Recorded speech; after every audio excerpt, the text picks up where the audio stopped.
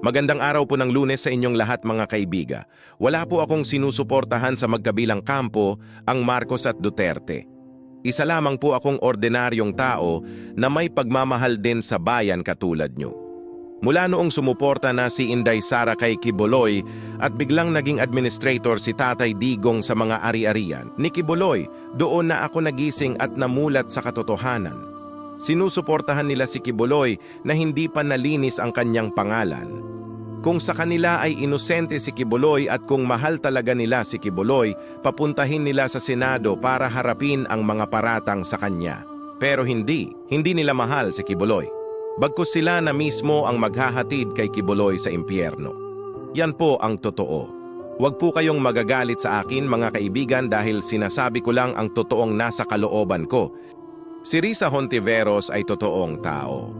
Ang gusto lamang niyang mangyari mabigyan ng hustisya ang mga taong nakaranas ng pang-aapi mula kay Quiboloy sa medyo mahabang panahon.